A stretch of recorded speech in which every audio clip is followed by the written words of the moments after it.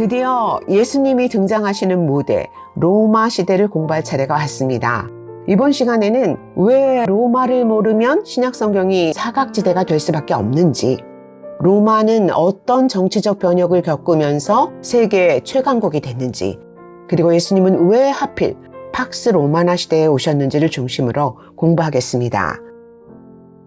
예수님 시대에 지중해 지역을 지배했던 이데올로기는 팍스 로마나였습니다.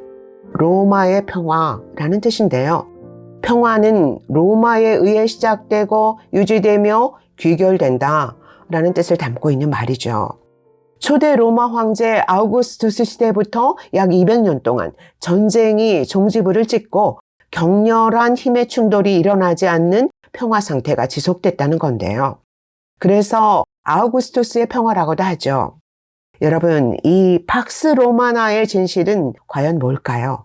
왜 전쟁이 안 일어났을까요? 누구도 감히 로마에게 기어오를 수 있는 존재가 더 이상 없었다는 뜻입니다. 로마는 기어오르는 나라들을 철저히 짓밟아서 멸망시키고 그 백성을 노예로 삼았습니다. 반란을 일으키는 주종자들을 십자가에 처형했어요. 누구도 감히 로마를 상대로 까불지 못하도록 저항하는 자들을 철저히 응징한 거죠. 즉, 팍스 로마나의 진실은 비교 불가한 압도적인 힘이었습니다. 로마의 힘이 곧 법이고 평화였다는 뜻이죠. 그래서 역사가들은 강대국의 힘에 의한 가짜 평화가 등장할 때마다 팍스 아메리카나, 팍스 브리테니카 같은 말들을 만들어내죠. 예수님은 팍스 로마나 시대에 오셨습니다. 복음서의 이야기는 그때 가이사 아구스토가 칙령을 내려 천하로 다 호적하라 하였으니 라는 말로 시작됩니다. 천하를 호령하는 이 초강대국 로마가 사복음서부터 요한계시록까지 모든 신약성경이 펼쳐지는 무대입니다. 모든 사건, 모든 등장인물이 로마의 법이 지배하는 틀 안에서 움직이고 있는 거예요. 그 로마의 법을 배경으로 예수님이 가이사의 것은 가이사에게, 하나님의 것은 하나님에게 그러시는 겁니다.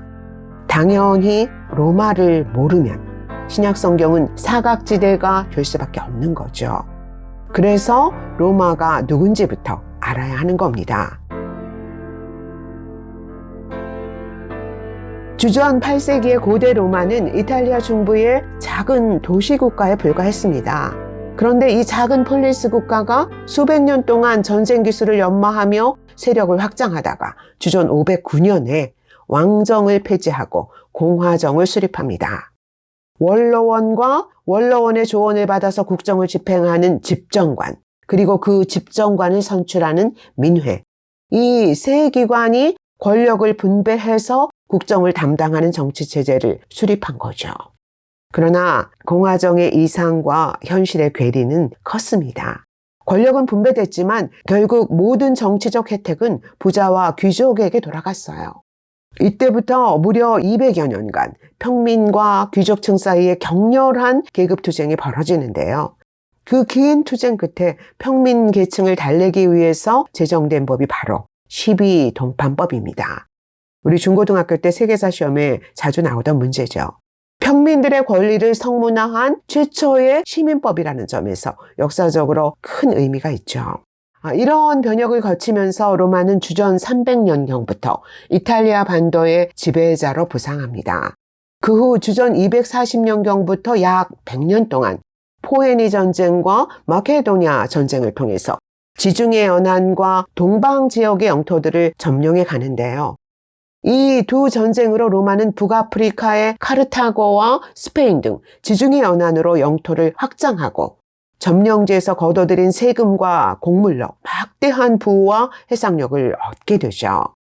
동쪽으로는 마게도니아 지역으로 영토를 확장합니다. 그러나 계속된 전쟁이 그들에게 달콤한 승리만을 안겨준 건 아니었어요. 오랜 전쟁의 여파로 로마 사회는 심각한 몸살을 앓으면서 사회개혁의 목소리가 들끓기 시작하는데요. 과도한 세금으로 몰락해가는 평민들이 부를 독점한 원로원의 귀족 계급에 분노하면서 곳곳에서 대규모 유혈 반란이 일어난 거죠. 그 중에서 가장 강력하고 처참하고 비극적이었던 반란이 바로 그 유명한 스파르타쿠스 노예 반란입니다. 영화에서 많이 보셨을 거예요. 오랜 전쟁 끝에 반란은 진압됐지만 승자와 패자 모두에게 깊은 상처를 남겼던 전쟁이죠. 이 공화정의 혼란기에 출현한 새로운 정치체제가 바로 삼두 정치입니다. 말 그대로 머리가 세 사람이 권력을 분배해서 통치하는 3인 집권체제인 거죠. 1차 삼두 정치는 주전 60년에 폼페이우스, 카이사르, 크라수스 이 세 걸출한 인물이 원로원을 견제하는 비공식적인 정치연합을 결성하면서 시작됩니다. 폼페이우스는 당시 수많은 반란을 진압하고 많은 전쟁에서 엄청난 전功을 세웠던 로마 최고의 군사 영웅이었어요. 크라수스는 당시 로마 최고의 부자였죠. 그러나 가장 유명한 영웅은 역시 율리우스 카이사르. 신약 성경이 가이사로 부르는 줄리어스 시저죠. 카이사르는 로마가 공화정에서 제정으로 넘어가는데 가장 중요한 역할을 했던 로마 최고의 정치 천재이자 개혁가이자 작가이자 위대한 장군이었습니다. 카이사르의 세력과 인기는 그가 8년의 전쟁 끝에 갈리아를 정복해서 로마 영토를 북해까지 확장하고 갈리아 총독으로 임명되면서부터 급상승합니다. 그 어간에 크라수스가 전사하면서 삼두 정치는 사실상 끝났고요. 그때부터 카이사르와 그의 명성과 권력의 위협을 느낀 폼페이우스 사이에 본격적인 권력투쟁이 시작되는 것이죠. 폼페이우스와 동병상련의 입장이었던 원로원은 카이사르에게 군을 해산하고 로마로 돌아오라고 명령합니다. 당시 로마 법령에 따르면 어떤 장군이 군대를 이끌고 루비콘 강을 건너 로마로 진입하는 것은 곧 반역을 의미했어요. 내전 선포로 간주했던 거죠. 결국 원로원은 너무 강력해진 카이사르의 명성과 권력을 박탈하기 위해서 군대 해산과 귀환 명령을 내린 겁니다. 그런데 그때 주사위는 던져졌다라는 그 유명한 연설과 함께 카이사르가 무장한 군사들을 이끌고 루비콘 강을 건넌 겁니다. 마치 이성계의 위화도 회군 같은 결단을 내린 거죠. 이때부터 루비콘 강을 건넜다라는 말이 돌이킬 수 없는 선택을 했다라는 뜻이 된 것이죠. 이 내전에서 카이사르는 정적 폼페이우스를 제거하고 무소불위의 권력자로 등극합니다. 폼페이우스는 이집트로 도망갔다가 거기서 살해당하는데요. 이때 카이사르가 폼페이우스를 잡으러 알렉산드리아에 갔다가 클레오파트라와 사랑에 빠진 겁니다. 카이사르는 2년 후 로마로 돌아와서 종신 독재관이라는 1인 천하의 직책에 오르는데요. 그 후 수많은 탁월한 정책을 펼치면서 공화정에 대한 개혁에 착수했지만 결국 그는 그 끝을 보지 못하고 암살당합니다. 그의 독주의 위협을 느낀 원로원의 귀족들이 공화정이 붕괴될까 두려워서 암살 음모를 꾸몄던 거죠. 영화를 보면 그때 자기가 총애했던 브루투스가 암살단에 끼어있는 걸 보고 브루투스 너무하죠. 그러면서 죽잖아요. 원래 셰익스피어의 희곡 줄리어스 시저에 나오는 대사죠. 카이사르는 황제의 자리에 오르지는 못했지만 후대의 유럽 왕들은 그를 최고의 황제로 숭상합니다. 독일의 황제를 뜻하는 카이저, 러시아 황제를 뜻하는 짜르, 다 카이사르를 뜻하는 말입니다. 카이사르가 죽은 후 옥타비아누스, 안토니우스, 레피두스가 2차 삼두 정치를 시작하는데요. 이 2차 삼두 정치 역시 옥타비아누스와 안토니우스의 권력 투쟁으로 무너집니다. 옥타비아누스는 카이사르의 양자였고 안토니우스는 카이사르의 가장 충성스러운 장군이었어요.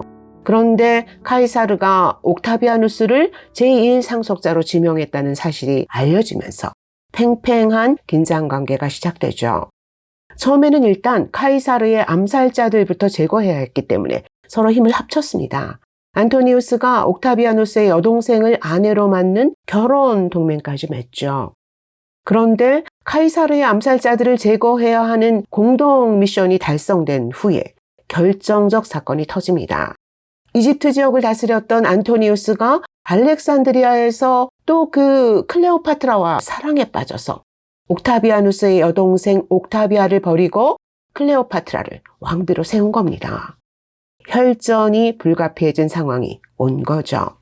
마침내 이 둘은 주전 31년 악티움 해전에서 한판 승부를 겨룹니다. 누가 이겼을까요? 옥타비아누스가 이깁니다. 결국 사랑의 늪에 빠진 남자 안토니우스는 클레오파트라와 동반 자살함으로써 생을 마감하죠. 반면 승자 옥타비아누스는 로마의 제1인자로서 군부를 장악하고 집정관과 독재관을 초월하는 최고의 권력의 자리에 오르게 됩니다. 그래서 클레오파트라의 코가 조금만 낮았어도 세계 역사가 달라졌을 것이다 라는 말이 나온 겁니다. 이 최후의 승자 옥타비아누스가 바로 신약 성경이 아구스도라고 부르는 아우구스투스입니다. 아우구스투스는 라틴어로 존엄자라는 뜻인데요.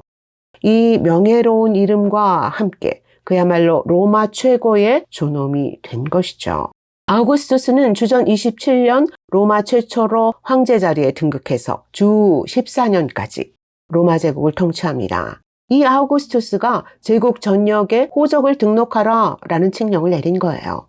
이 칙령 때문에 갈릴리에 살던 요셉이 임신한 아내 마리아를 데리고 자기 직계 혈통인 다윗의 동네 베들레헴으로 호적하러 갔다가 거기서 예수를 낳은 것이죠. 그런데 호적 등록하러 온 사람들이 너무 많아서 여관을 못 구하고 마구간에서 낳은 겁니다. 여러분, 예수님은 왜 팍스 로마나 시대에 오셨을까요? 성경은 왜 로마의 힘이 곧 법이고 평화였던 그 시대를 때가 참에 라고 말하는 걸까요? 이 시기에 로마는 더 이상 영토 확장을 위한 대규모 전쟁을 일으키지 않았습니다. 그래서 팍스 로마나는 지중해 연안에 정치적 안정과 경제적 번영을 가져왔어요. 로마의 압도적 힘이 군사적 충돌을 차단하고 로마의 강력한 법이 제국의 안정과 질서를 유지시킨 것이죠. 이 압도적 힘을 바탕으로 로마는 지중해 세계의 정치, 문화, 법률, 언어, 화폐를 하나로 통일했습니다. 광대한 제국의 5만 마일의 포장도로와 25만 마일의 연결도로를 건설해서 제국 안에서 누구든 이동이나 여행을 빠르게 할 수 있는 세상을 만들었어요. 이 도로와 교역망 덕분에 다양한 문화와 종교와 학문과 정보 교류가 가능해진 세상이 된 거죠. 게다가 70인역의 등장으로 헤브라이즘과 헬레니즘 세계가 소통할 수 있는 세상이 됐습니다. 역사상 이 정도로 하나로 통합된 세계가 있었을까요? 그 팍스 로마나의 한 복판에서 예수님이 때가 찼고 하나님 나라가 가까이 왔으니 회개하고 복음을 믿으라 그러시는 겁니다. 여기서 복음으로 번역된 유앙겔리온은 원래 로마 황제와 관련된 용어입니다. 황제 숭배 지역에서 새 황제의 탄생이나 즉위 또는 황제의 방문이나 포고령이 오랫동안 고대했던 것을 가져다주는 기쁜 소식일 때 백성들이 그 일을 유앙겔리온이라고 부른 것이죠. 예수님이 왜 이런 용어를 사용하셨을까요? 내가 유앙겔리온이고 내가 온 세상에 기쁜 소식을 가져오는 진정한 황제시라는 겁니다. 황제의 백성인 로마 시민권자를 함부로 건드리지 못하는 것처럼 내 나라로 들어온 내 백성은 내가 끝까지 책임지신다는 거예요. 그 나라가 가까이 임했다는 말씀인데 그 말씀을 깨닫지 못해서 유앙겔리온으로 오신 왕을 자기들의 손으로 죽인 겁니다. 하나님, 팔레스타인을 지배했던 제국들은 모두 철권으로 통치하는 나라였지만 주님의 나라는 은혜와 진리로 마음을 감동시키는 나라인 줄 믿습니다. 주님이 온 세상의 진정한 황제가 되신 방법은 힘이 아니라 십자가이신 줄 믿습니다. 눈에 보이는 세상의 권력이 우리가 집착하는 우상이 되지 않게 해주시옵소서. 맹목적인 충성으로 사람과 국가를 섬기지 않도록 우리에게 나라와 공동체를 유익하게 할 만한 지혜와 분별력을 주시옵소서. 하늘과 땅의 모든 권세가 주님께만 있는 줄 믿사오니 하나님의 뜻이 하늘에서 이루어지신 것처럼 이 혼돈의 땅 대한민국에서도 이루어지게 해 주시옵소서. 예수 그리스도의 이름으로 기도합니다. 아멘.